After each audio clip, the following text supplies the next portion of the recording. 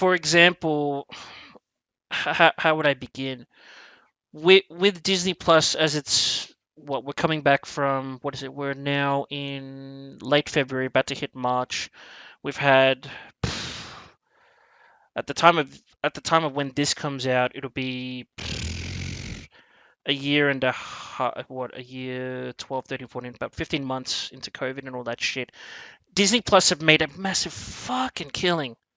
Oh Because yeah. of with everybody just being at home and watching shit.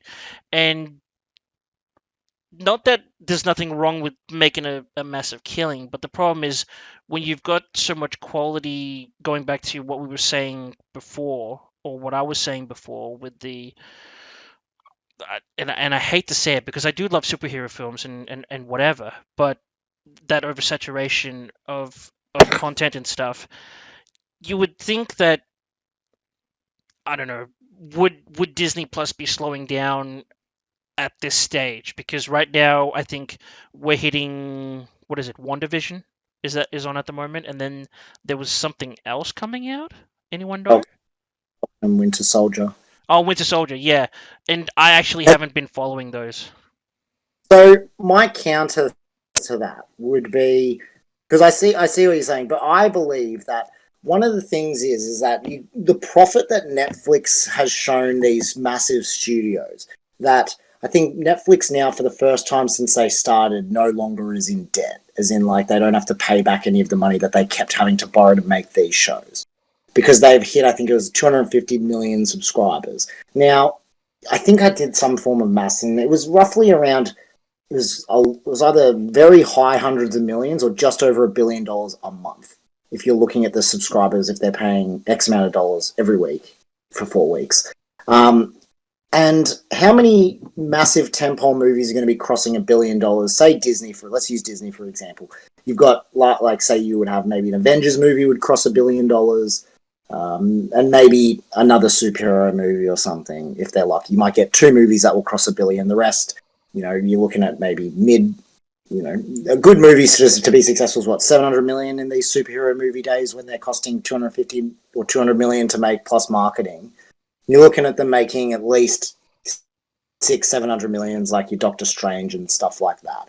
Now, if you can get people to subscribe to your streaming service paying $12, $13 every month, that's going to make huge profit, like consistently. And that's why I think that Disney's more inclined to be giving shows to people like Wanda and Vision or Loki and Falcon and Winter Soldier, these characters that wouldn't necessarily get their own movies.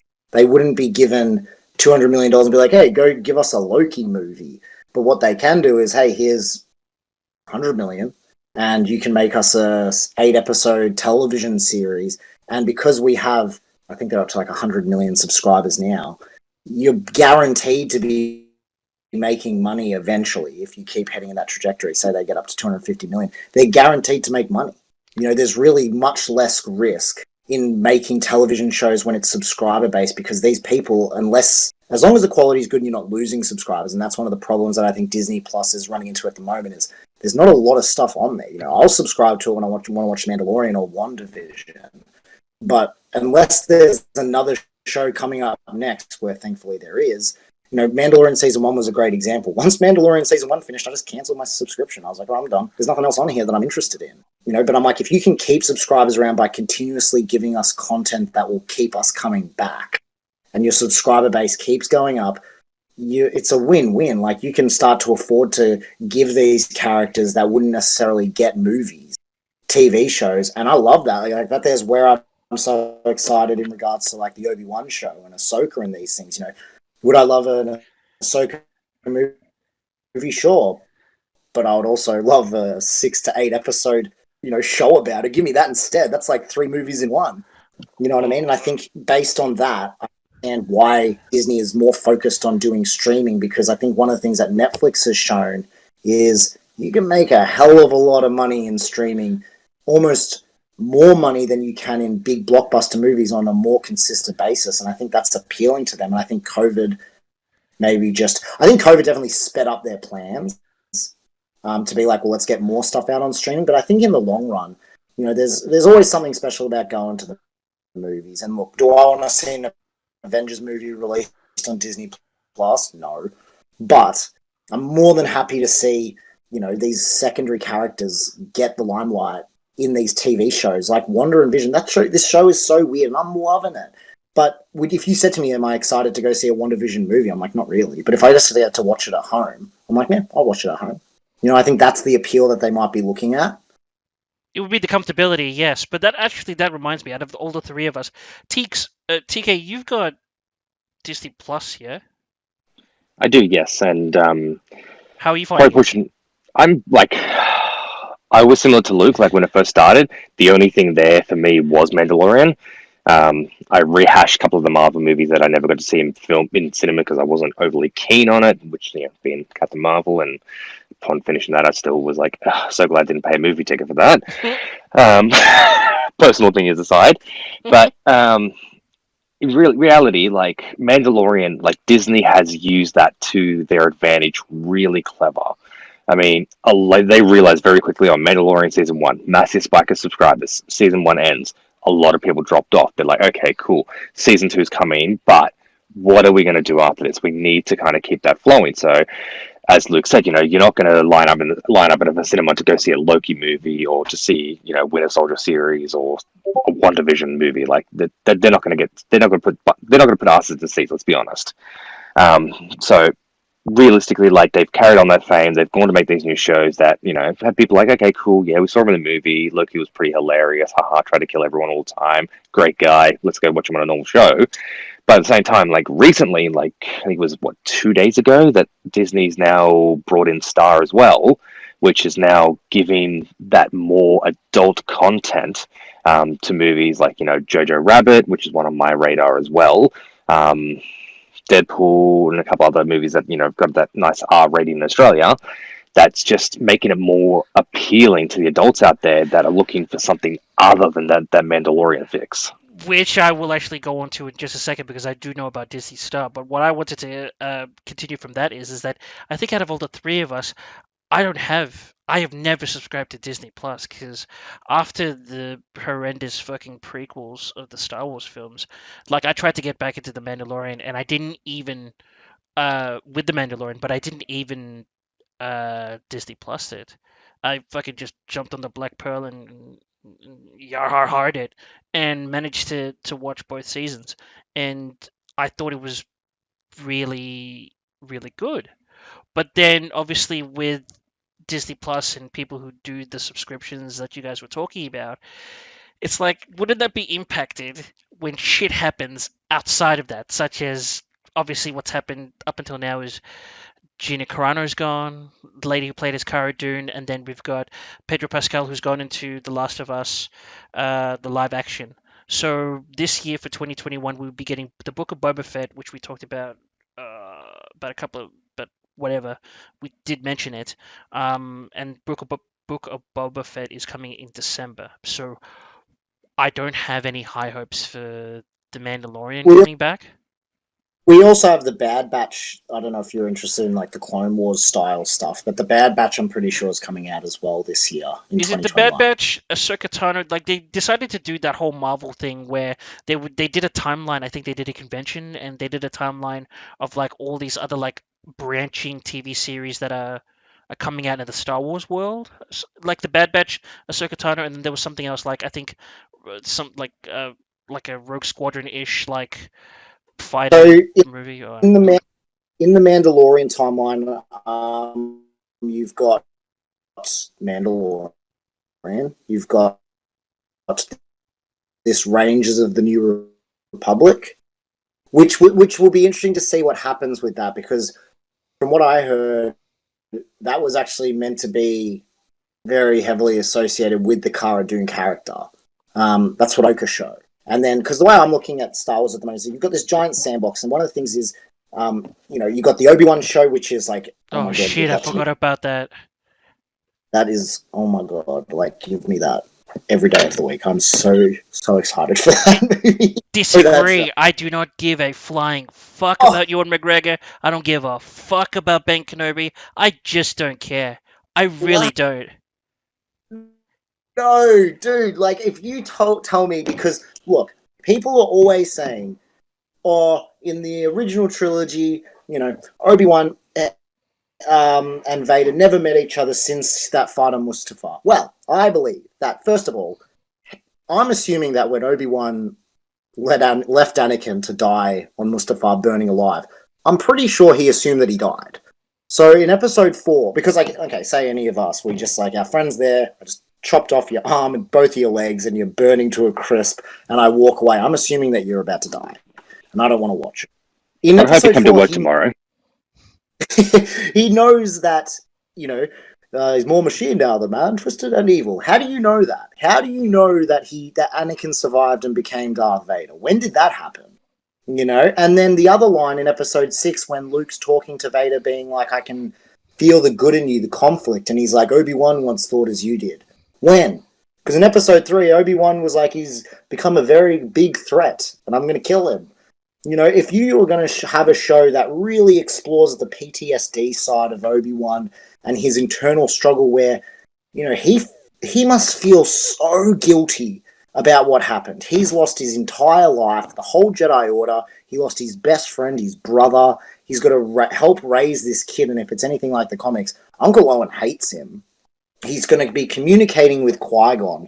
And one of the things that gets me going is, well, if Obi-Wan once thought that he could bring Anakin back like Luke thinks that he can in the original trilogy, man, when he finds out that Anakin is still alive, wreaking havoc on the galaxy, I think in my little headcanon, I'm like, surely he would have to try. Just be like, I've got to try and bring him back. I've just got to do one thing. Like, he would be so riddled with guilt that he finds out that this guy that he left for dead didn't die. He's been put in a cybernetic suit being kept alive, and he's just terrorizing the galaxy. Show me that. Like, I would love to see Obi-Wan be like, I've got to try one last time. And he goes and tries to find Vader and just be like, I can help you, like, come back. And obviously it doesn't work out for him. But I'm like, show me him communicating with Qui-Gon. Show me his internal struggle about the guilt that he feels about everything that went wrong.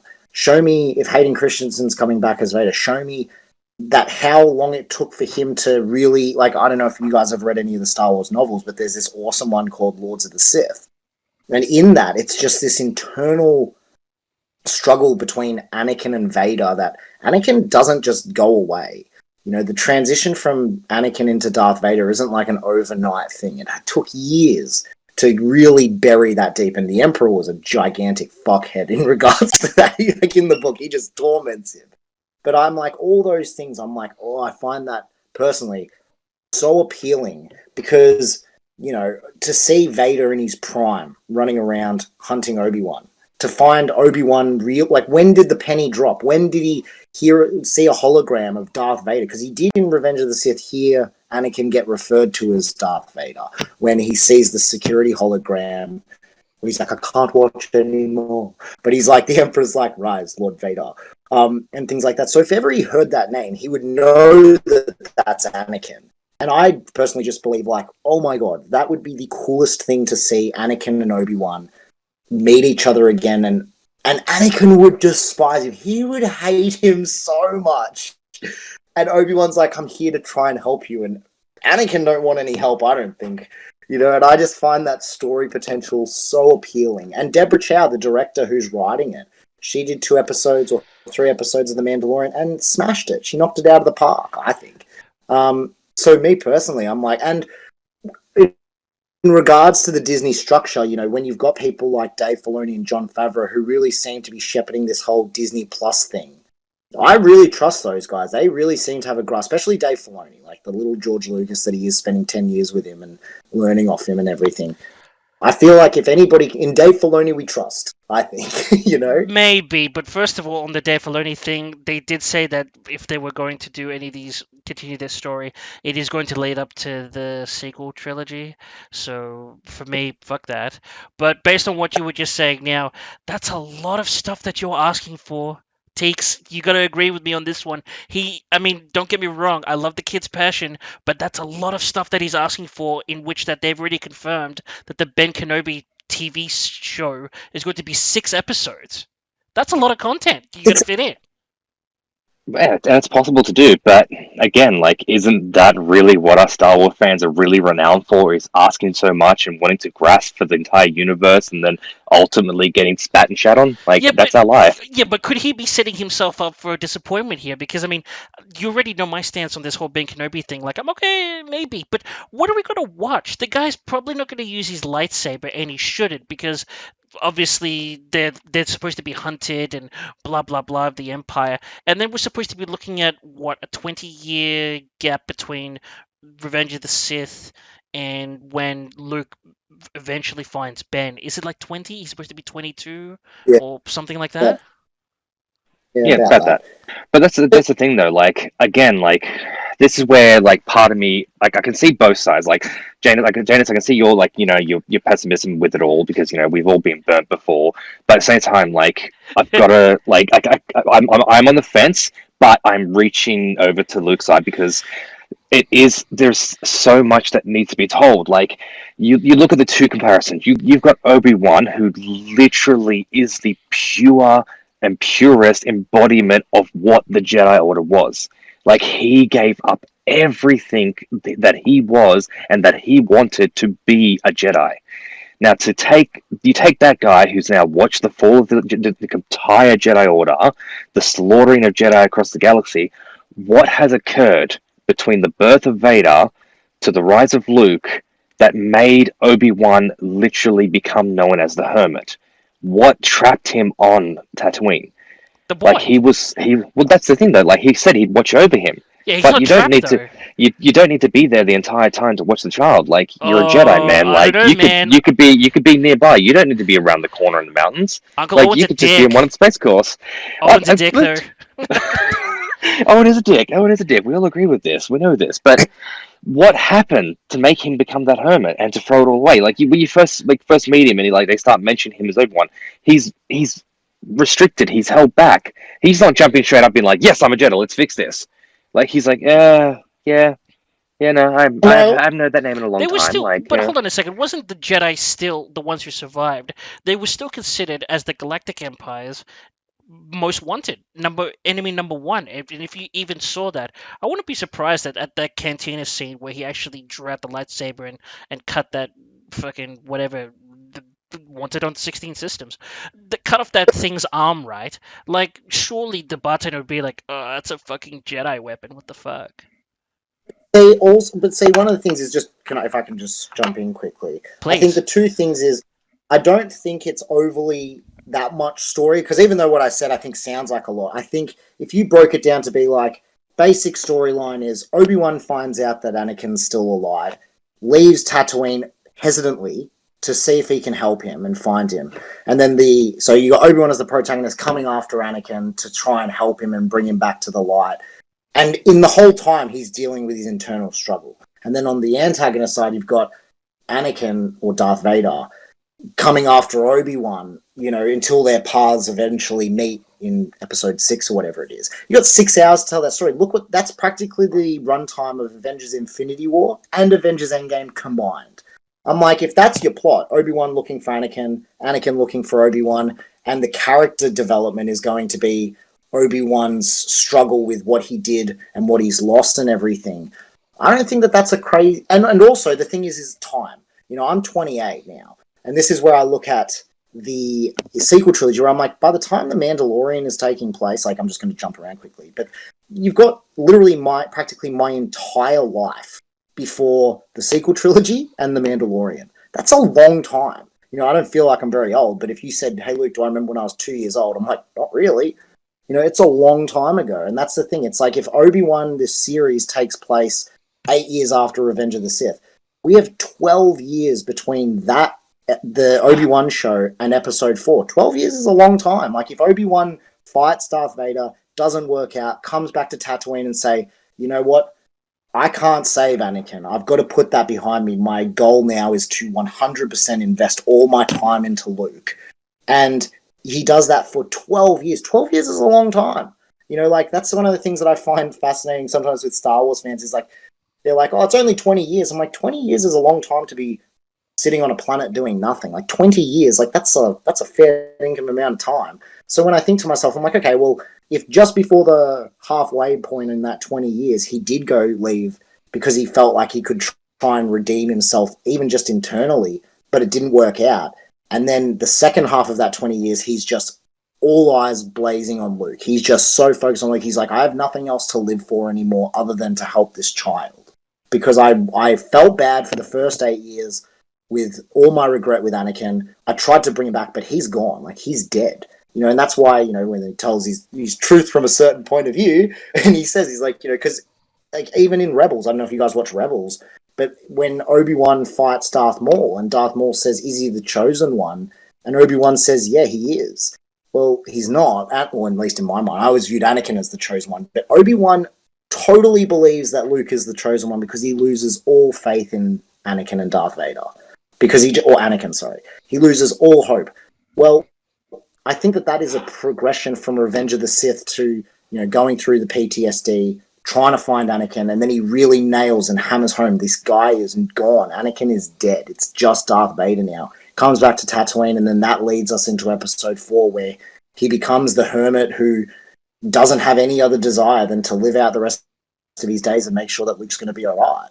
I think if you took that approach, I'm like, yeah, that totally makes... I think that, for me personally, I'm like, that fills in a gap that doesn't necessarily... Look, you don't need an Obi-Wan show, but if we're going to have one, and that's the story approach they're going to take, I'm like, that enhances the story for me personally. I'm like, yeah, I'm down with that. Like, that definitely gives more character motivation to why Obi-Wan says the things he does, why he really has no... Like, when he says when Luke... Episode 5, he's like, I can't kill my... Or in episode 6, he's like, I can't kill my own father. And he's like, then the Emperor has already won. I'm like, he has no hope for Darth Vader. Nothing. Well, that's 20 like nothing. Yeah, well, okay, so you're saying that you're right, 20 years is a long time. So if we're going to condense that into 6 episodes, then the only thing that I'm thinking of is it's going to be 6 episodes, time skipping each episode, major events. No, I don't think it time skips, because I think the show would start 8 years after Revenge of the Sith. And I think it might take place in a week. Like, it starts 8 years after Revenge of the Sith, and then he goes on his little journey, finds Darth Vader, doesn't work out, and then comes back. When does this TV series come out again? Anyone know? They're starting principal photography in March. But I'm pretty sure they said that the storyline takes place 8 years after Revenge of the Sith. Okay. And I don't think it's a time jump or anything. I think that it's going to start 8 years after, and by the time when we meet up with Obi-Wan for the first time, I think he's riddled with guilt. I think he's spent the last 8 years since we last saw him in Revenge of the Sith just trying to communicate with Qui-Gon, trying to deal with his own mentality, doing all these things, and then he might not have found out that Vader's alive yet, because Tatooine is very far out in the outer rim. And then, so I don't think it's going to time jump at all. I think that Obi-Wan's going to find out in the show that Vader's alive. And within the day, he's like, Uncle Owen doesn't want anything to do with me. I'm going to see if I can find Vader and try and help him. And then he goes off, doesn't work out, comes back. A week could have passed, like not very long. And then he's on Tatooine for what we know until episode 4. So I don't think it's time jump or anything. Maybe. I mean, obviously everything's up in the air, but all we know now is at this current point in time, none of them that you mentioned are actually considered as the chosen one. The chosen one is Rey, Palpatine. No, no, those sequel movies don't. You're right. I'm totally joking. If anybody wanted to actually get me riled up on talking about the Last Jedi and the Rise of Skywalker, it doesn't take too long, because what a fucking piece of shit that thing was. Oh. I hate the whole thing. And the worst part about it was after episode 7, I was all down. I was like, man, this thing's going to be dope. But that's the thing. Exactly. See, that's the same exact thing that I had when I was explaining to people. I watched The Force Awakens 4 times, right, in the cinemas. I got teared up at the Han Solo parts, and obviously the destroying of the worlds. And I was just like, man, okay.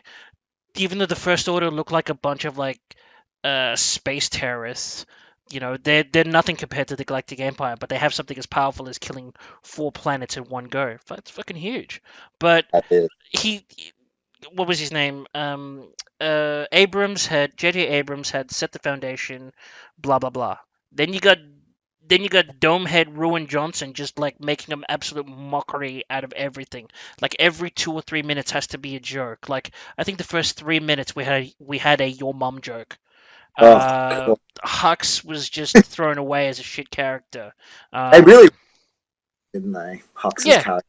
and Yeah. Hux made himself to be so good in the Force Awakens, where he does that speech and he's trying to rile them up, and I'm like, okay, that's a serious space Nazi right there. That is a space Nazi right there. 100%. And that's the thing I found with exactly bouncing off what you said. The Force Awakens laid such a good foundation. And now it's so frustrating because I went to rewatch The Force Awakens a couple of months ago and it just made me annoyed because I was like, It is annoying. God, like this had so much potential. And then now, obviously, in hindsight, I'm like, well, they should have just done a completely new thing. They shouldn't have even brought back the Empire or whatever, the First Order. They should have just done something completely different. But at the Yeah. time, yeah, dude, I think The Force Awakens was a great stepping stone to bigger and better things. Like when Luke showed up and took his hood off at the end, I was like, this is going to be amazing. This is going to be so good. And And then then you're right.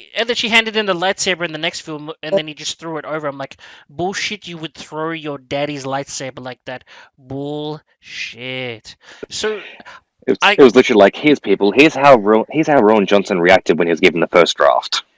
Yeah, That's literally and he just like, threw it like, and then the freaking porgs, and then we've got the comedy, and then the nonsensical bombs in space, like the particular what was those bombers? They drop their payload and it drops down in space. What? Like nobody's used bombs. When did space fuel become a thing?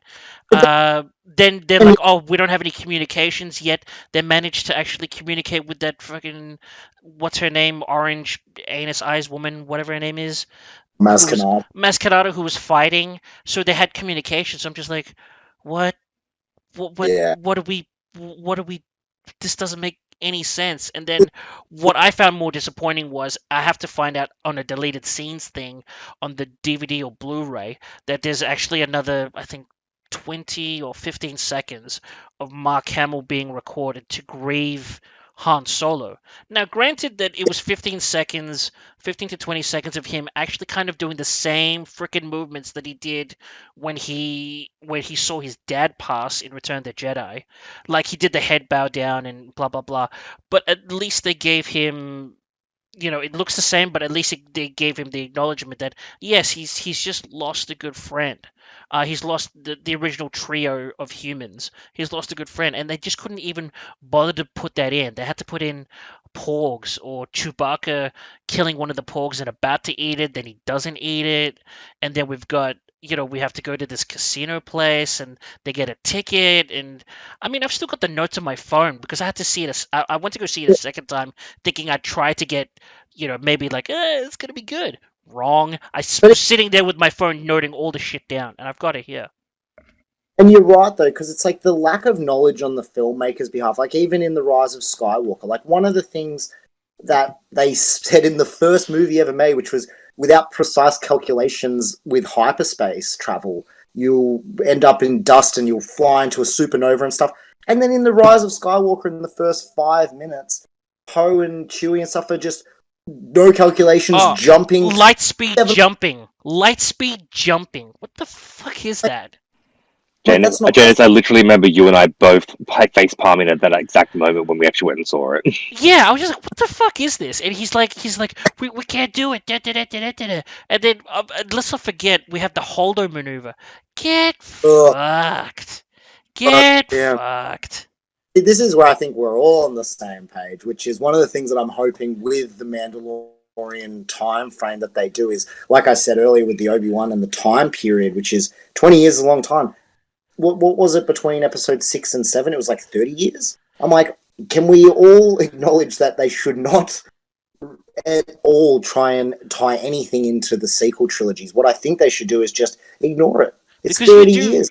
now that you mention it, we have completely forgotten and realized that episode 7 and episode 8 practically take place literally minutes later after their supposed win on that planet. They had to evacuate because they were being hounded by the First Order, and the First Order managed to track them through hyperspace, which I'm pretty sure it's been done in the books or whatever, but their explanation in the movies was just awful. And And then Ray can up 1,000 boulders already yeah, in Ray, what? and yeah, oh, don't get me started on Ray. Ray, who has had nothing hamper her at all. This is simple. It's like I listened to Stan Lee actually talk about his formula to the guys who he was visiting the studio, I think 343, the guys who do Halo, and he Oh was yeah, just talking. I don't know why they had Stan Lee there, but it's fucking sick. So they recorded it, and he's just telling them like, look, he was talking about how he liked Halo and the story on how they pulled it off with a faceless character. And he's like, it's just like, storytelling 101. You have your protagonist, you have the hero, but the hero can't be perfect. The hero has got to be born from ashes, born from pain, born from loss, born from something to give you that empathy, to give the spectators, the readers empathy. Shit, like even common sense, like kids in year 6 nowadays can probably write better fan fictional stories, and they know this particular formula off by heart because it's practically a staple of storytelling. It's literally a staple of storytelling. So when you look at Ray Skywalker, oh don't, huh, yeah, huh, don't. huh. So you look at Ray Skywalker, right, and then nothing, nothing has stopped her from. She knows how to pilot the Millennium Falcon. She knows which part is which. She knows which switch to do. Apparently, she's well versed in swinging a lightsaber, underhanded and standard. So holding it in front of her and then underhanded. I hated the underhand bullshit fighting.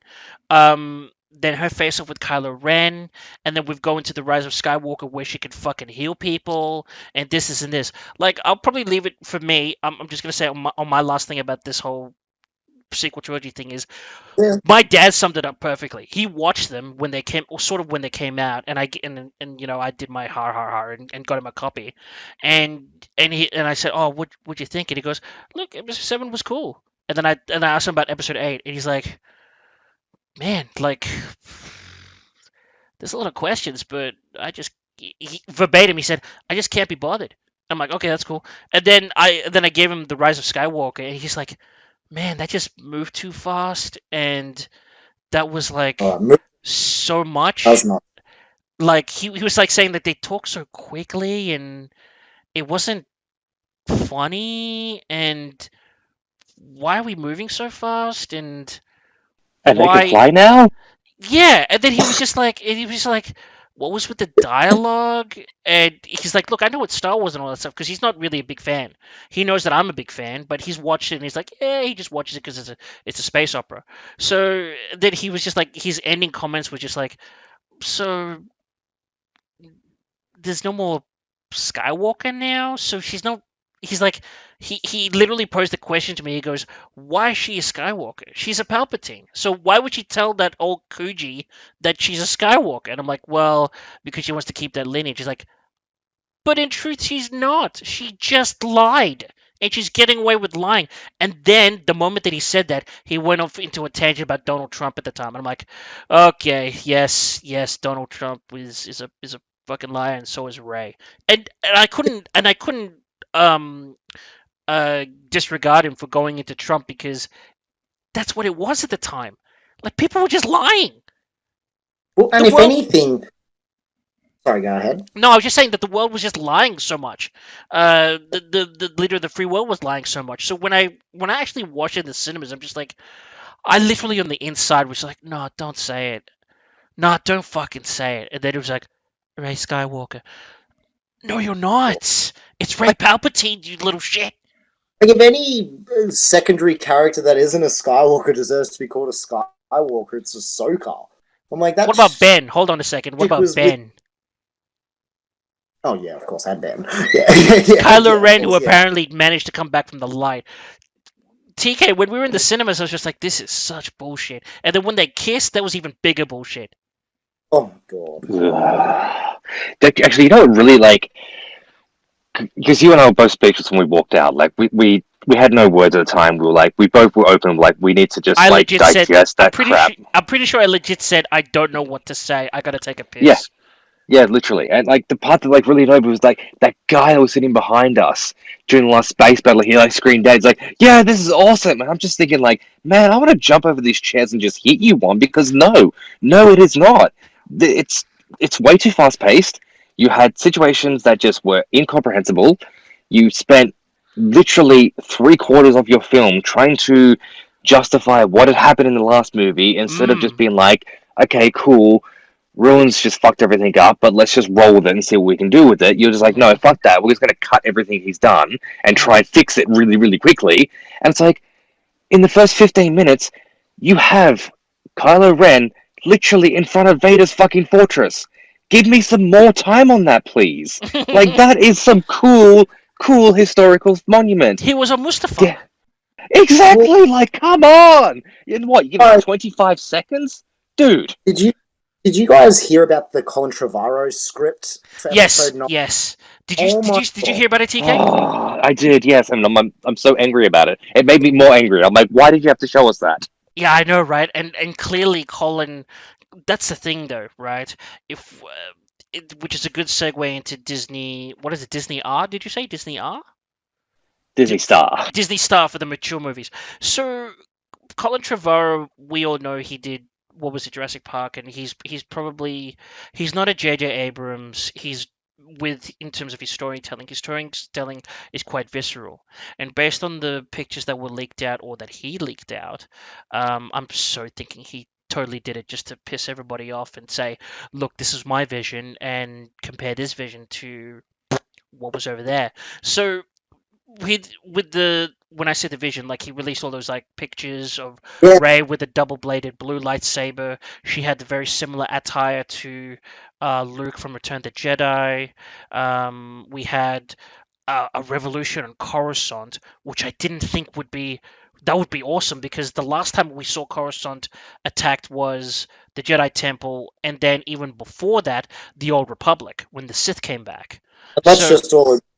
We all do. We all want to see Coruscant as well again? Like that is such a cool planet.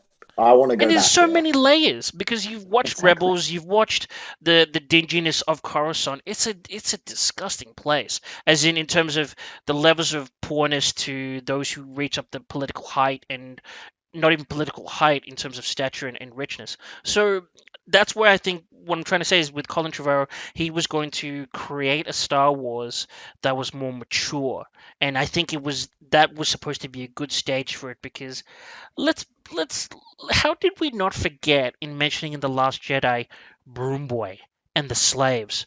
Like I finished the Last Jedi, right? When I watched it and I watched it with my sister and her partner. They're very casual fans. Nothing wrong with that. They liked it.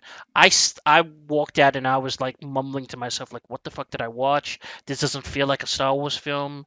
Broom Boy is just ridiculous. The ending of The Last Jedi felt as if like that should have been the ending of the trilogy, right? Yeah. Because where were you going to go from there? With Snoke already dead, and then we've already spent a good 5-6 minutes on the agendas of uh, what is it, animal abuse. The war is pointless with Benicio Capitalism. capitalism. Yeah, Benicio del Toro's character, who was the merchant between both factions. He Hated sold him. them. Yeah, he sold them X-wings. He sold them Tie fighters or whatever. And then you've got Broom Boy and the slaves. Like anybody can be a Jedi. I'm like, okay. So we didn't hear about anything about that in the next film. So that's where I get completely disassociated with Star Wars, and I always tell people that I don't really want to talk about it because the story is there now. You can't retcon it. You can't get rid of it. They've made their millions, and it's just going to live in people's minds until the day they die. And but one of the things I think they can do and they should do in regards to stuff with like the Mandalorian is they can ignore it. You know, like it's such a long period of time. Like between the end of because what do they say? Mandalorian was 5 years after Return of the Jedi. Is that right? About 5 years five it or started six after Return of the years, Jedi. I think it yeah. was the gap. Well, we've got 24 years up until the Force Awakens takes place. they don't have to address anything, because I'm pretty sure as well Ben turned to the dark side. I think it was 5 years before that. So then they even eliminated that. You got 20 years to play with without even having to mention anything to do with it, because the New Republic doesn't know about the First Order. They don't know anything about them until The Force Awakens. What I think they should do, and I don't know if they will, but I hope they do, even regardless of what they said, is just don't even acknowledge it. You don't even have to address it. You don't have to talk about Rey. You don't even have to talk about Kylo Ren. You don't have to do anything like that.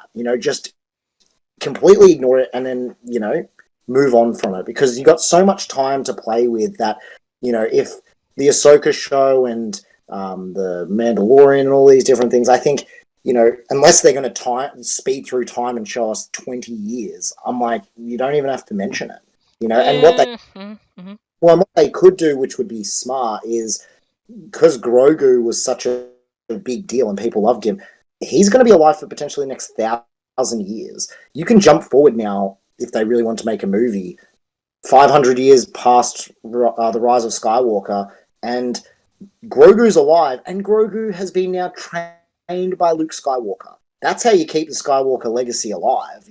Grogu's alive for the next 1,000 years, and his master was Luke Skywalker. 500 years from now, in Star Wars time, Luke Skywalker is still going to be the dominant figure, because he's the one that trained Grogu, who I'm assuming could start up a new Jedi. He'll be like the new Yoda. Who trained Yoda? You know what I mean? And it's maybe, but the thing is, though, yes, you can. I agree with exactly what you're saying. It's just that based on the movies as well, the Skywalker saga has ended. But even that particular line doesn't make any fucking sense when she ends up at the end going, yes, her name is Rey Skywalker. Doesn't make any sense at all. It doesn't. Absolutely doesn't. But that's going to be the biggest issue as well. Like, going back to, essentially our core topic being Disney and Disney Plus, it's not what Disney's going to do. The problem with Disney, and I think that's the reason why this uncut and unreleased version got brought out after we got the final Rise of Skywalker, was the pure fact Disney doesn't like doing something new. They are literally the copy-paste of the world. You look at all the original Disney films, you can put them side by side. The motion's the same, the character's the same, the storytell's the same. Hold on a second. Didn't somebody release that thing where Mowgli was walking around and then it was mimicking exactly some other movie? Who did? Yes. Day 2. That was crazy. That was like Winnie the Pooh. Exactly. And that is literally Disney's biggest problem, is that they are literally the copy paster of the world. And I think that's why that director eventually got dumped, because he's like, here's this brand new idea. It's going to be a bit more mature. It's going to be a bit violent, but I think the fans are really going to take it down and enjoy it. And Disney's just like, well, you know what? No, that's not our vision. And here comes JJ, the greatest ass kisser known to man, who'll be like, yeah, Disney, what do you want? Okay, yep, you want us to do exactly the same thing we always do. No problems at all. Here we go. And that's what, in my mind, and I brought this up to you, Jonas, I think that's a big killer of Disney, is that they will literally duct tape a director's mouth to make sure they get no creative say in whatever they want to do. And it's going to kill the company. Eventually, we're going to be 10 years down the line and people are just going to be like, oh, fuck Disney. It's just going to be the same shit over again. Well, that's exactly what happened with the first film, where they decided to destroy the planet, and it's like they destroyed another Death Star. But in the lead up to it, where they were doing all the discussions with the Rebel fleet and the Rebel commanders, they were just like, oh man, you took out the Death Star. This thing is 12 times bigger. But then here we got Poe fucking Dameron just go in winging it, and he fucking destroys it in a single move. So, and they did a trench run as well. So I'm just like, okay, I'll give it a pass because it's the first one, and they laid foundations for what's going to be the next one. This was okay. I didn't have too much of a problem with it. But when we're talking about it now, it's like, okay, yeah, copy pasta. Well, yeah, and basically Lost Jedi was The Empire Strikes Back, but in reverse. Oh, it was awful. I think things that Colin Trevorrow's script really, at least for me, proved to me was this guy was a genuine fan. He actually knew his stuff. The fact that he wanted to go back to Coruscant, but show Coruscant being this, the peak of poverty now, where in the prequels it was this obviously the different levels, the lower you went, the trashier it got, but up the top, it was beautiful, the big skyscrapers, and he wanted to go to the other side of that and be like, look what they've done to it, it's just destroyed. And not only that, he was going to take us to Mortis. Now, I don't know if I know TK's seen the Clone Wars, but Jonas, I don't know if have you watched the Clone Wars? It's been a long time. But I've heard of Mortis, yeah. I remember it a bit. Yeah, and he people, like, hell, I know people that like Star Wars and they don't even know what Mortis is. And I was like, dude, this guy was going to put that in the movies. Like, good on him. Like, he's swinging. Like, that's insane.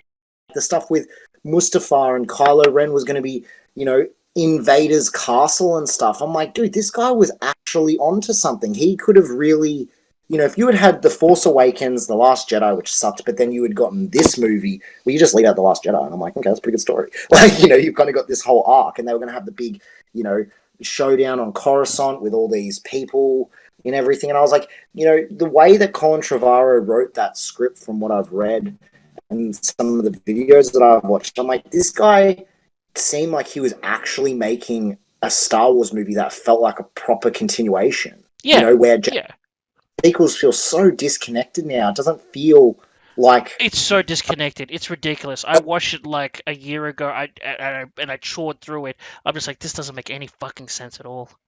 And that's where I think now, like, for me, Mandalorian is like the spiritual episode 7, because if you sit down and you watch episode 6 and then watch The Mandalorian, it does feel like it's just continuing. I'm like, yeah, especially if you've watched, the movies, The Clone Wars and Rebels. Mandalorian feels like a culmination of all of those things finally coming together, where if you've seen Rebels and you see Bo-Katan, well, Bo-Katan's in this. And it was the first time that I really sat down and I watched it, and I was like, wow, like, I love all the animation stuff, but I was always under the impression, as much as I enjoyed it, that they were just never going to bring over these animated characters into movies, which sucked.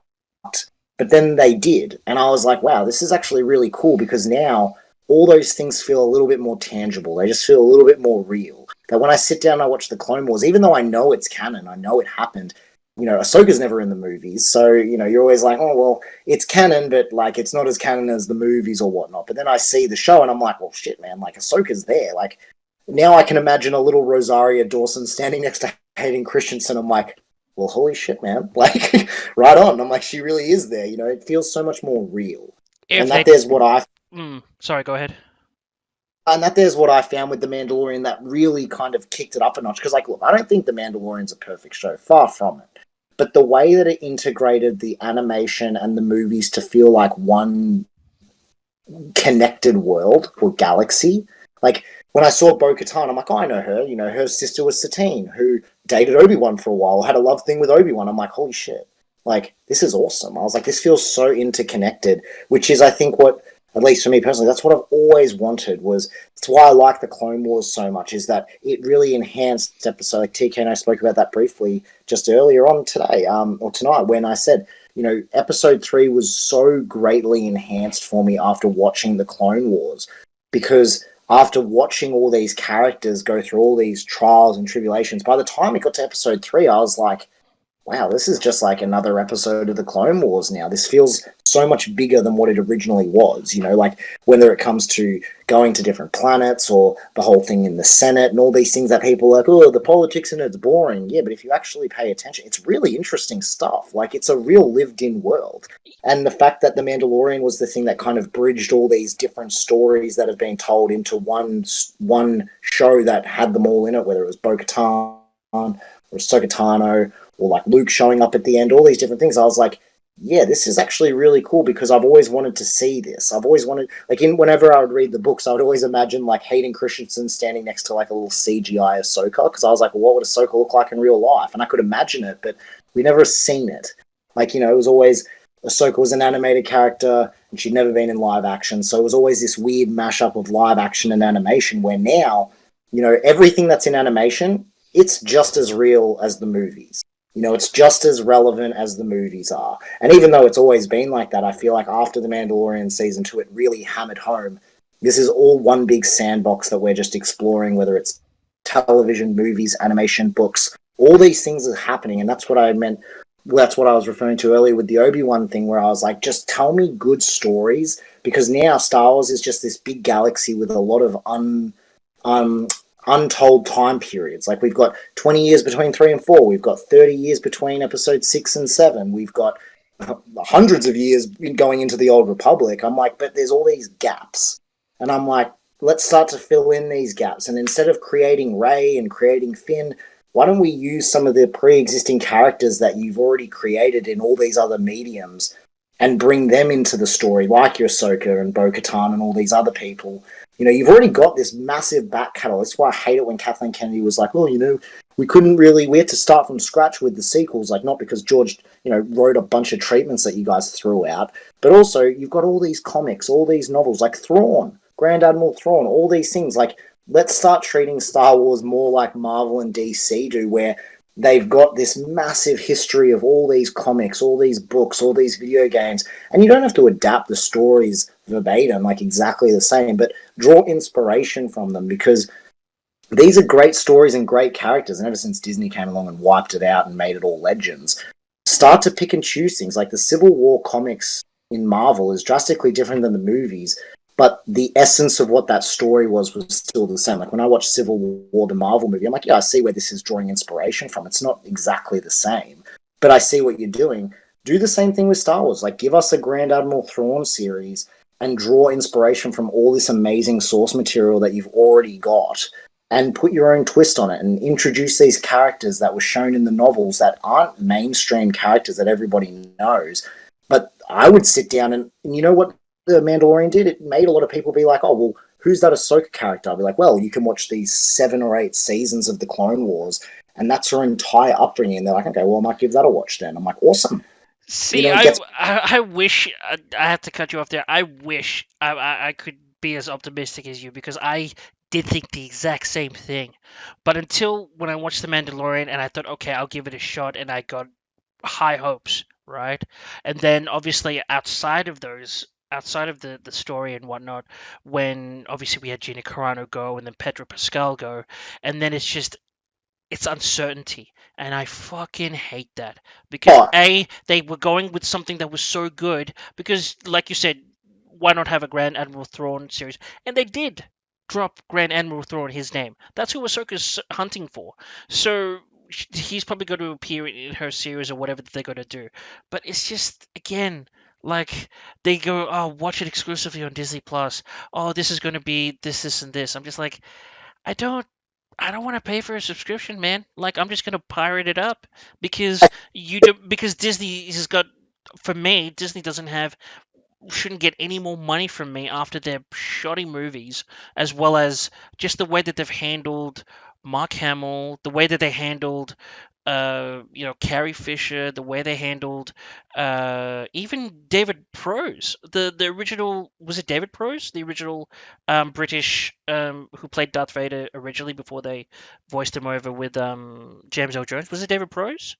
Yeah, that's right. Yeah. Yeah, the treatment of him, which I completely forgot about, and then relived about it in regards to his role in the films, and he's always been pinnacle about, or he should have been one of the pinnacle people involved in the history of it, but they just shunned him out for some reason, and just just overall, like the bullshit that Kathleen Kennedy also said, where she goes, the guy, she literally lies right into this guy's face at Celebration, where he goes, so just curious, with this guy being like an uber nerd or wannabe nerd, he's like, so just curious, with the Emperor Palpatine, was he always on the books? Like, was he always going to come back? And she goes, yes, he was. Bull fucking shit. After the backlash from The Last Jedi and after Snoke, I literally said, I'm pretty sure I said this to TK about either a day later after I had to recover or something. And I said to him verbatim, where are they going to go from here? Well, The main evil guy is dead. that Where are was they going to being go from here? by Ian McDiarmid and Daisy Ridley, where Daisy Ridley came out a couple months after Episode 9 was released and said, they were changing it all the time. Yeah, they were changing it all the based time. on But that's after like the who fact. were. But I'm talking about like before the movie even came out. Kathleen Kennedy said it like literally Why? there. Yeah, 100%. And the thing is like, because I'm 100% in agreement with you about the entire way that you're looking at Disney and stuff. The only thing that, like I said, gives me hope is, like I said before, in Dave Filoni we trust, because like I said, I think the business people at Lucasfilm suck. They need to go. Get rid of Kathleen Kennedy. She's a twat. I hate her.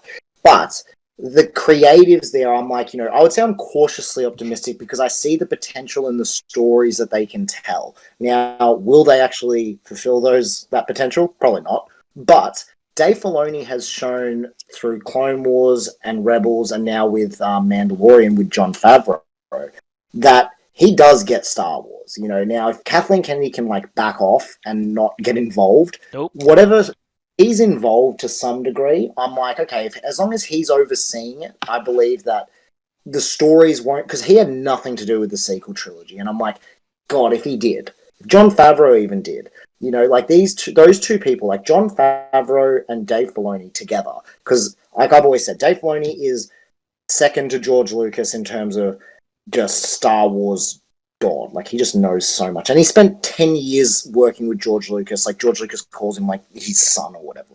He loves wasn't him. Kathleen Kennedy working with George Lucas at one stage for a while? No, but as a producer, where Dave Filoni was never a producer, he was writing the Clone Wars with him and stuff. He was in the creative department, and he's much more in the producer, because she was a assistant with Steven Spielberg and stuff, and she produces movies. Dave Filoni's not a producer; he's like a writer and stuff. Like, he just knows how to do that stuff. I believe Dave Filoni's great, but he doesn't know enough to be able to run a company. But Jon Favreau knows his stuff. He made Iron Man 1. He's got a lot of experience. You pair those two together like they did with The Mandalorian, and I'm like, good things can happen when you pair those two together, because you've got experience and wisdom with those two.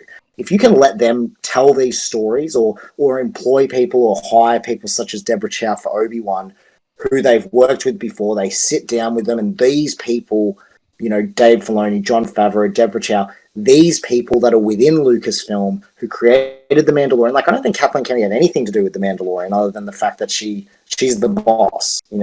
She's the big boss, but she didn't create any of it. I think that comes down to Jon Favreau, who wrote it with Dave Filoni.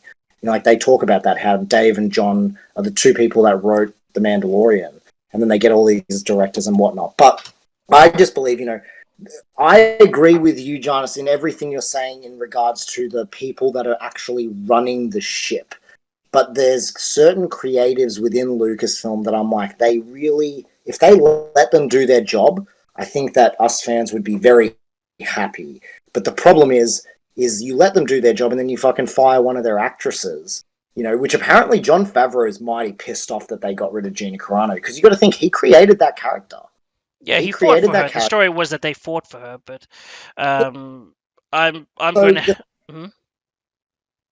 Also, and I was just thinking, I was like, the fact that Jon Favreau fought for her and stuff, I'm like, okay, well, clearly he's on a different page to Kathleen Kennedy. Currently there must be different wavelengths and drama within that company.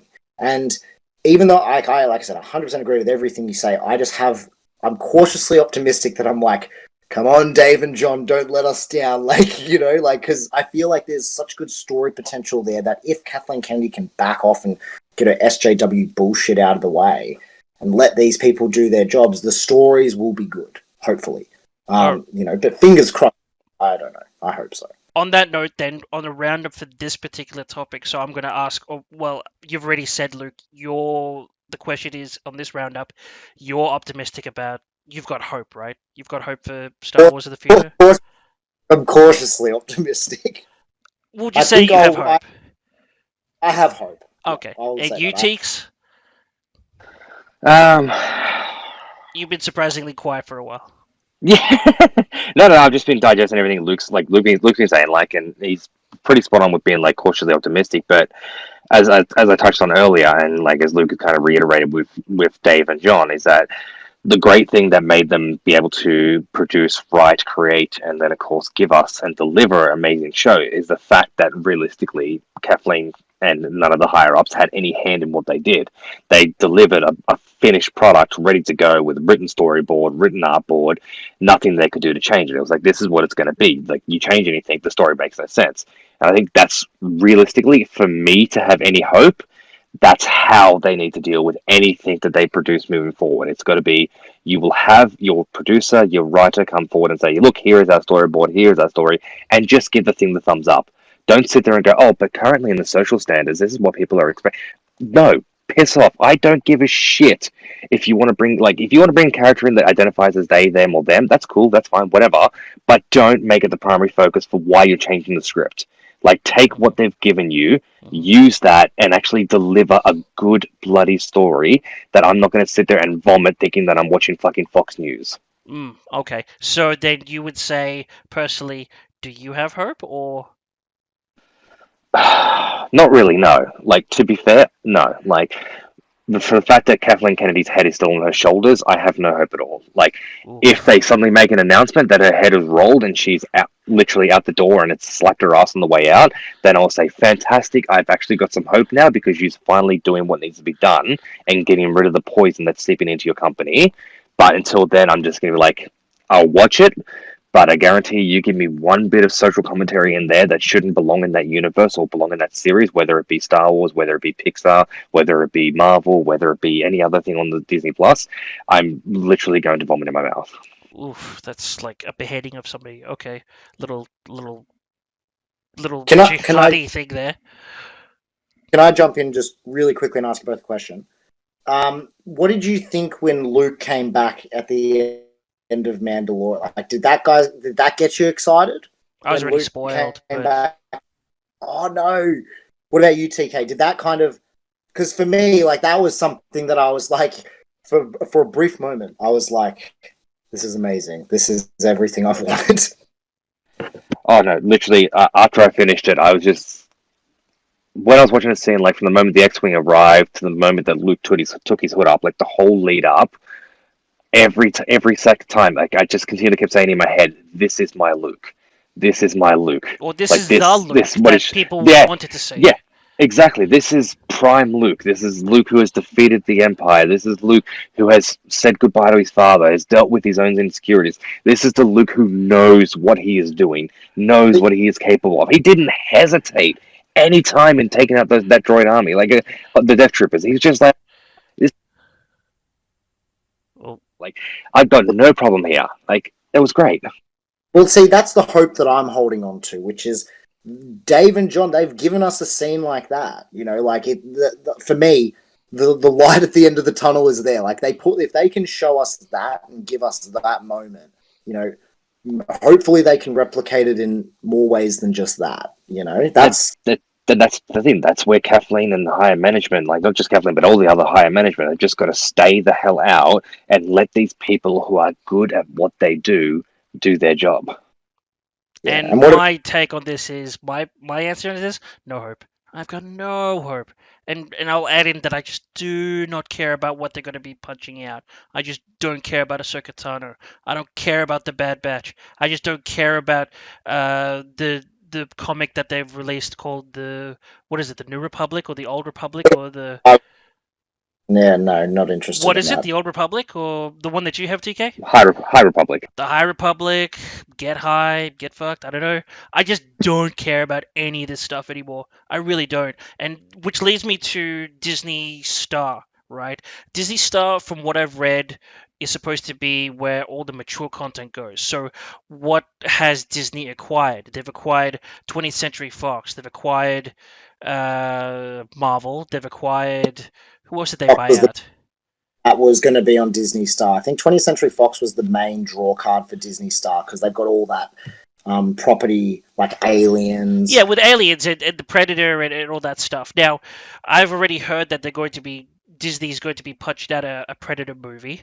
I'm just like, okay, Please no. no, but obviously they've already acquired 20th Century Fox, and then it's like, okay, how are you going to continue the Alien franchise or even the Predator franchise, which all, by the way, have stumbled in the last 5 years, and they've stumbled bad. Alien Covenant was just too predictable. The last Predator film was just god awful, What do you guys awful. think of Prometheus? Just it was okay. It was setting the foundations for. I think it wasn't too bad. It was a different look into these other beings and stuff. But then I was just like, man, that just sucks. They all got screwed by AI. So Yeah, it really swung for the fences. Like, but in hindsight, I prefer now after seeing Covenant and stuff. I'm like Prometheus. I felt got better when I saw the trajectory of Predator, especially wait, that TK, mod. yeah. Well, TK, did we watch Prometheus? No. Was that with you? No. No, that wasn't with me. Was it Like, with then? Who was I with? Was I with you for Alien Covenant then, or No, I probably went once not? for Covenant. I think you're with Oh, Asher. I think it was I, pretty much. Yeah, I think I was with Asher for Covenant. mm. Yeah, And I yeah. feel like Prometheus got better as time went on because I saw the trajectory of the franchise, like especially that last one. But the thing Uh, is, though, we all knew where it was going to go. That's the problem. We all knew that this was going to be a doomed mission, and that the journey from, the start to the beginning was the moment they landed, they were never going to get off that rock. Because how would they? I think it was like how would Ripley and her crew originally find out of the space jockeys and stuff. But what I wanted to talk about in terms of the maturity of Disney Star and having all that is with what I wanted to connect with Colin Trevorrow and the matureness of, I mean, Disney have taken up quite a lot of the major studios here.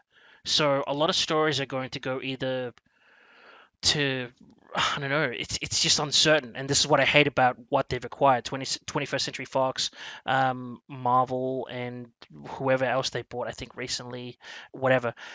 There's just not going to be that kind of content that we all like kind of really like say for example the first Predator, Aliens with the colonial marines and stuff.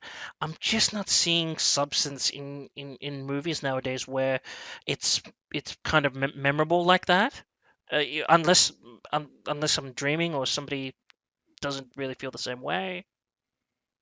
no, no, I agree with you. I think it's very hard these days. I think that there's why good movies really stand out. Like I don't know if you guys enjoyed Blade Runner 2049 or if you guys seen that. But see, I thought that was a movie that I was like, wow, this is how you make a sequel to a film. Like it was the story came first. It was such a progression. It wasn't Hollywoodized. They got Harrison Ford in it, and I remember sitting in the theater watching it, being like, shit, Harrison Ford's in this movie. It's been like 2.5 hours. Where is he? Well, he didn't need to be in the movie until 2.5 hours into it when he rocked up because the story he wasn't required. Where I think most movies these days, well, they're like, well, we get Harrison Ford, you put him in the entire movie because everything's just got to be bing bob and big explosions and all these things. And I find that these days the quality of movies is definitely going down and diminishing. But there's certainly little movies that come out, not like little movies as in like budget wise, but there's always these like hidden gems that are starting to become a bit few and far between. Um, but they are out there, and I think that one of the things that Disney Plus by acquiring 20th Century Fox, like for me, one of those hidden gems was Dawn of the Planet of the Apes. That second one that's on Disney Plus now. Like, dude, that movie. If you can make me care about an ape more than I can a human, you've succeeded. And I sat down and I watched that movie again the other night. I think maybe last night. And I was like, damn, this is movies like this don't get made very often where it's just this really good, it's got drama, it's got action, but it's got like heart and soul. And it's a director, Matt Reeves. Oh god, don't get me started on the Batman. I'm so excited for that movie. But where you just see this movie, like I'm at, like even down to the first Alien movie or Aliens the second one. Like there's something about those movies that are so timeless, and what it is in my mind is not only do they have heart and soul, but they're good movies. They're good stories. They've got good characters. They've got all these things where movies these days they're always they're missing something. I don't know what it is, but they're missing. It's always there's more movies that are missing something. And my question would be for relating that to Disney Plus and Disney Star is, would that just keep people in the subscription line for that? Like for you, Teeks, you've still got it from, you haven't told me if you've actually unsubscribed. So with Disney Star, would that keep you just being on the subscription line to keep, say, watching those old nostalgia sort of movies like Aliens with Sigourney Weaver, or the first Predator with Arnold Schwarzenegger and stuff like that? Or Oh yeah, no, I was like legitimately watching the first Alien movie before we actually met up with each other.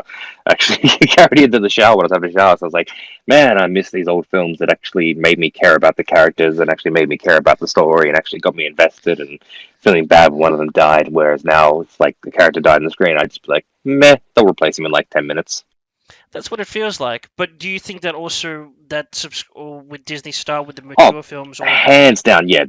I think honestly that's just their ploy to try to keep people on there. That's like, okay, Mandalorian season 2's over, WandaVision, it's garnering interest, but it's not to the level of Mandalorian at is at the moment, just because it's like I've watched a couple episodes myself, and like I'm finding it hard to get into myself just because of the really just the filming style and the way they've done it. But at the same time, because it's kind of like I Dream of Genie kind of feel like kind of really dig it because it's a bit nostalgic. So I'm definitely going to keep watching it. But I think just they're like, okay, cool, we've got nothing really else going on. We've got Star. How are we going to keep people paying us that money every single month so we can go out and pump these other film out? Because we're taking LucasArts away from EA, so there goes the game revenue with EA. So we're getting to pump out something with LucasArts. What's going to keep people coming to us? And really, nostalgia. If you're over 25, to be honest, over 25, over 30, over 40, and you're on a subscription where it's up until Star, it was your kids' movies, which I guilty pleasure. I will watch Dumbo and cry every single time because god damn that movie with it where his mum gets dragged away, it gets me every damn time. And Bambi when his mum gets shot, like but it's nostalgia value that's keeping everyone there right now. They're not pumping out anything that's jaw dropping, that's gonna get everyone excited. And I think they're just like, okay, we need the money to be able to drop something like that. And this nostalgia is going to keep people around, and it's going to keep me around. Like, I'm not going to lie. Like, I've had a look through the Star list, and I'm just like, sweet, I've got like at least 5 weeks of movies that I can just binge on until then. But unless they pump something out, and like, me, Janice, like, I'm going to pump through those movies really quickly. And it's going to be like, after I'm done, what have you got left for me? Because I will eat through everything on that catalog quicker than you'll think. So give me something and give me something soon. Otherwise, that unsubscribe button will be hit. That sucks. Like, that sucks to hear because at the same time, I honestly on my side, I couldn't really care because I find ways to try and get my movies or my TV series or whatever through a different means, not through subscriptions because I can't keep them. And when you have that subscription, you only stay on the platform, you purchase whatever series that you have or movie, whatever, and then it stays in your air quotes library. But then when you unsubscribe, and I don't know if they have like a half-ass unsubscription compared to a full-ass unsubscription, but if you were to return to it and then you still kept your library, sure, that's great to access. But for me, for some reason, I like to have a copy where I know I can access it. And I don't know, I just never seen like Netflix as a means of watching my media, even though I probably should, considering I'm a pretty big nerd. But at the same time, I just don't feel I want to pay for that, even though it's very cheap. It's like how much is it for Disney Plus? Like $15 or something, or No, it's only like $9. $9? That's really. It's really cheap, and it's like what, $9 a month or something, or Yeah, pretty much. yeah. For some reason, I'm just like, yeah, I don't want to do it.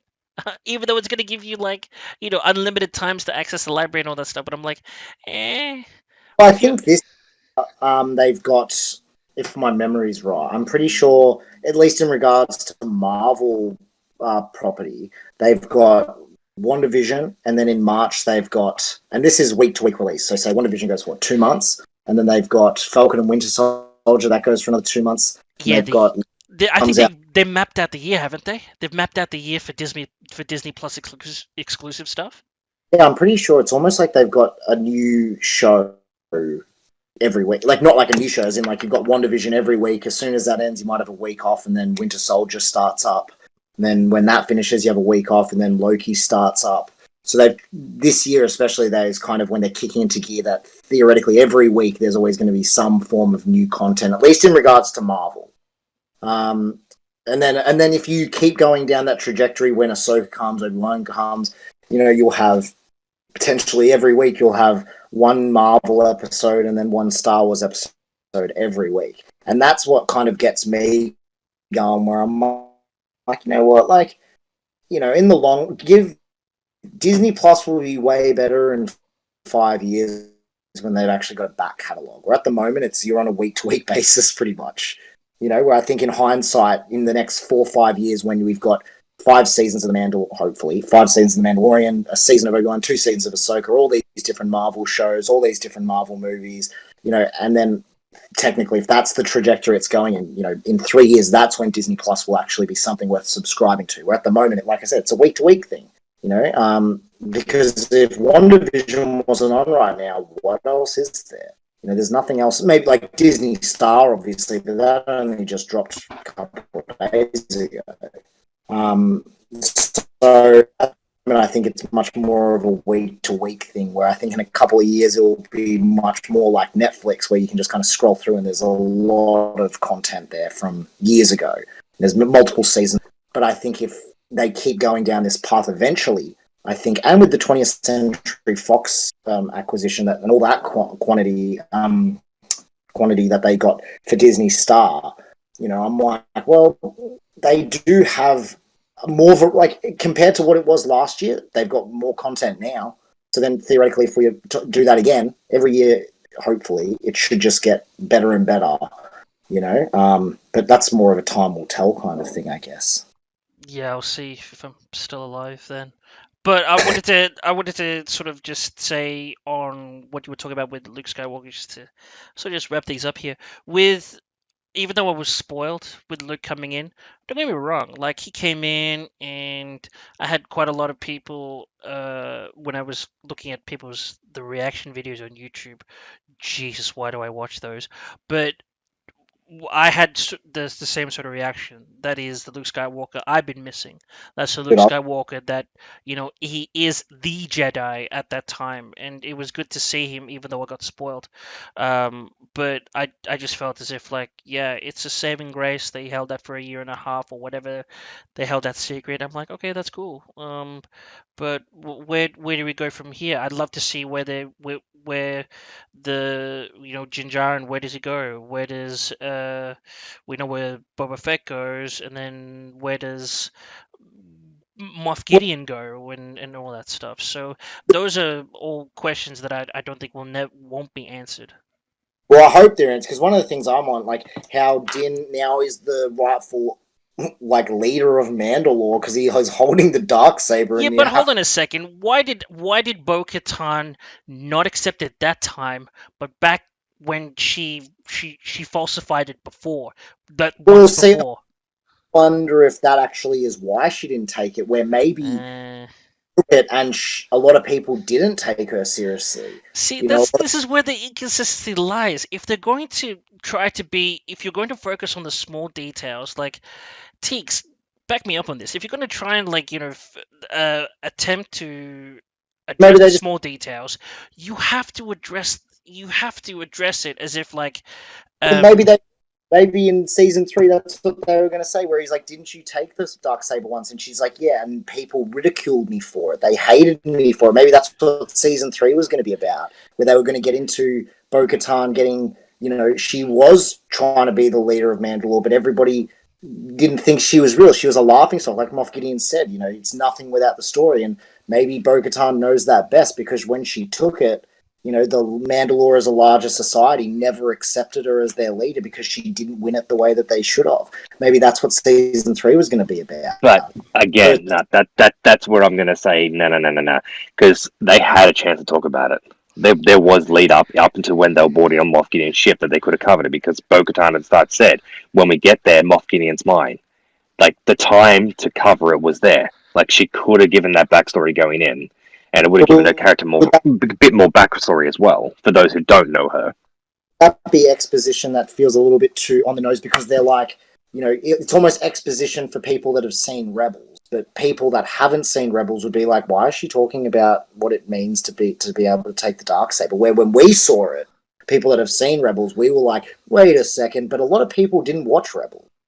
That's even the thing, though. You wouldn't need to go to a complete exposition backstory. She could have just been he continually humiliates me, and that would have been enough. And then you'd be like, okay, cool, he humiliates her. This is interesting.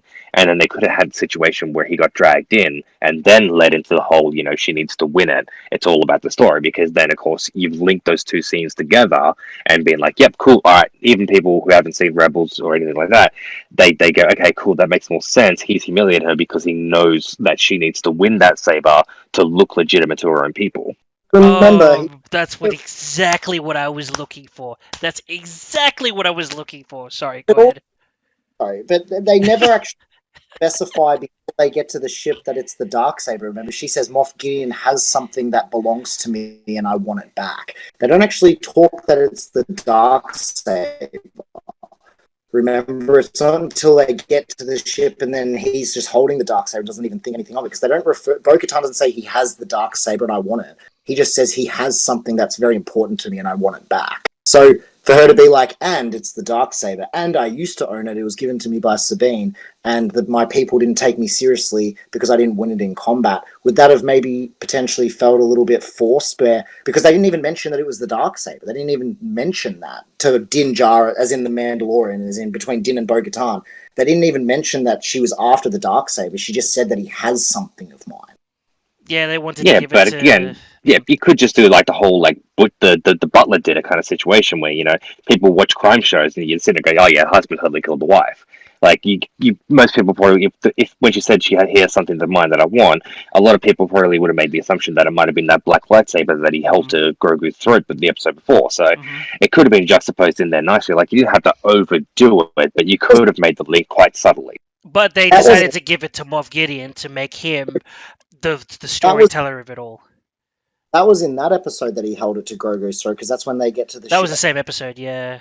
And then he fought with the Beskar spear, which I thought, interestingly enough, was about to get snapped in half by the Darksaber, because he was actually heating that thing up. Yeah, that was cool. But that's what I mean. Like, they never mentioned that it was the Darksaber, because that scene when he holds it to Grogu's throat is when they get to the ship, and then just before they fight, and he gets it off him. Like he did show it to Grogu. Well, even then, you make a link there. I mean, even saying that, like, he had the lightsaber end of season 1 because he cut himself out of the TIE fighter with it. Din Djarin didn't see that. He didn't. Well, no, he wouldn't see it, but no. But after he's fought him, or even I like I said, I agree with. I kind of was waiting for TK to say it, because just a little bit of juxtaposition, or just a little bit of just something. It could almost be seen as a throwaway line, but it isn't, and that's where I was just like, come on now. Like, how could you? I know you've got the newer people watching The Mandalorian and the newer fans coming in, but you can't just say like, oh, she could have, she just disagrees with it, completely. Whereas in the past, where those who were the, us people that have watched it and seen it, where she falsifies her reign to the throne. So I'm just like, you could have said something there, and then it's just like, okay, that kind of gives more edge to, or more hype towards is there going to be a fight between Bo-Katan and Din Djarin? Like, even a line saying he has something to mine, I need to win it in combat or something. Maybe something. But it has to be subtle, like a throwaway line. So yeah, fair enough. Like a throwaway line, I mean, because it just doesn't make any sense. And I remember, listening to Star Wars Theory on YouTube, and a few other people who just had to point it out, going, why the fuck did Bo-Katan do this? But then at the very end of their video, they're kind of just like, look, most of the core audience didn't watch Rebels, or assumedly that they didn't go into that backstory and whatever, so we'll just leave it at that they just have that more intense impact, where Moff Gideon is the one who says the story, and it sounds better coming from him, and that's it. I'm just like, yeah, okay, we just have to leave it at that. But there's always that niggling feeling on the inside where I'm like, okay, if you're going to try and that's the thing with a lot of people, a lot of directors, or a lot of storytellers, where they're trying to do either some fan service or whatever. If you're gonna go for it, do it right. So what they did, huh? Would you guys be open if they make season 3, if they explored the answers in season 3, or is it too late? Oh, why? No, I'm all for it. I'm all for it too. Like, why not? Because definitely needs to be addressed. Yeah, it has to be addressed.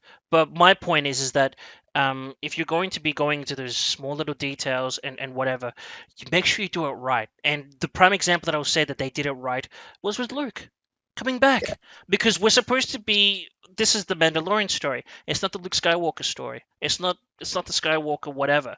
Yes, we have a connection to the Force with the Grogu, blah, blah, blah. But we're supposed to be looking at that scene in the eyes of somebody who has no clue what a Jedi is, right? I mean, it's painfully obvious in the writing where it goes, "Are you a Jedi?" Did you just not watch that motherfucker have a lightsaber and just go through everything that you know, like Ahsoka Tano did, but he had it one-handed? Like, come on, Jin. Like, what kind of boneheaded question is that? Are you a Jedi? Are you a IDJ? So, Yeah. Well, so I when mean, in Jin's defense, he was getting slammed in the head a lot by a death trooper, so true, he true, may have true. had a bit of a concussion. True. But my overall point is that we're looking to the eyes of somebody that you see this, especially with the music that they kicked in as well, which I really love. You see this mysterious figure. You don't know. You've seen Ahsoka Tano. You've seen what she can do. Okay, not as mysterious, but you see that she got two lightsabers. But then you see this figure just come in from nowhere, an X-wing. He takes out this army that was about to like inevitably kill you, and then all of a sudden he's just cutting through them like butter. And it's like, okay, what is this mysterious thing, or this sort of like hairs of the standing on the back of my neck sort of moment? And that's where they did Luke right? So they focused on the small details like the gloved hand, and they pretty much dick teased us that who's that Jedi?